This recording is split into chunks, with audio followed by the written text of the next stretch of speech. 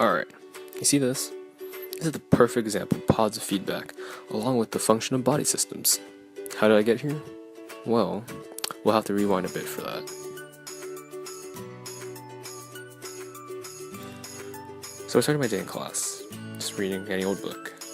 But this chick right here, she's coughing everywhere. Look at those growth pathogens.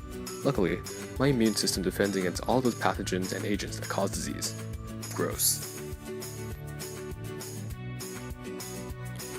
After a while, I really had to release myself.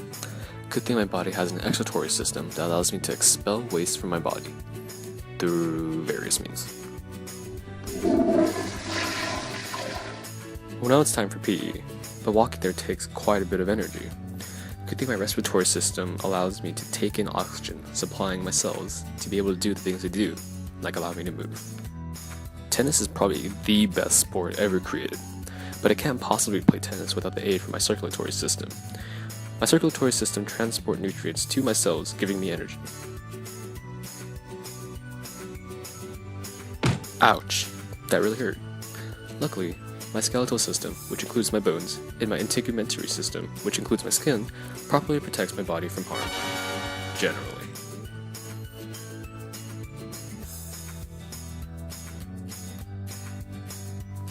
Well, it's time for class again, but it looks like it's sex ed today.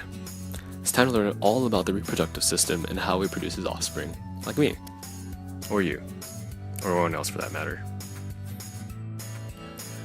Lunch, probably the best part of any school day. During lunch, my digestive system extracts all the nutrients from the food that it consumed through mechanical digestion, such as chewing, and chemical digestion, such as stomach acid, breaking down nutrients to sizes that my body can use effectively.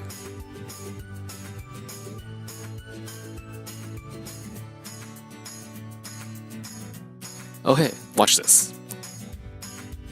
Oh, just kidding, they look really mad. Their endocrine system signals for their body to release a hormone, triggering anger. And look at that, my nervous system sends a signal to my body to start running. What a great job. Thanks, muscular system.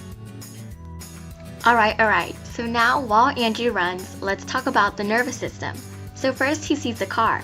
The car is thus the effector, which sends a signal to his brain through the afferent pathway. The signal then moves back down towards his legs through the efferent pathway, signaling his legs to start running. The signal is sent through neurons. The resting potential of a neuron, which is negative 70 millivolts, is disturbed by a mechanical stimulus, which causes a physical jolt to the sodium channels, causing them to open and sodium ions to rush into the cell. Once the charge changes from negative to positive within the axon and reaches a certain positive voltage, the potassium channels open and the potassium ions move out of the cell. The action potential thus moves down the axon towards the gap junction on the end. In the axon terminal, the action potential causes calcium channels to open, which then cause synaptic vesicles containing neurotransmitters to move out of the axon and into the synaptic cleft, the little gap between the axon and dendrite of a new neuron. Once in the synaptic cleft, neurotransmitters bind to receptors on the postsynaptic dendrite, causing ion channels to open, passing along the action potential, which eventually reaches the muscle cells of the legs, telling them to run. As Andrew runs faster, the car increases in speed, which causes Andrew to run even faster. Such mechanisms can be defined with positive feedback, where the initial stimulus is increased, stimulating a response, as opposed to negative feedback, where the initial stimulus is decreased, slowing or stopping a response. That can be exemplified if the car were to slow down. Unfortunately, that does not happen. Instead, all of the body systems in Andrew's body shut down. Serves him right, that'll teach him to throw things at us. Anyways, this has been a day in the life of Andrew Cher. Thanks for tuning in.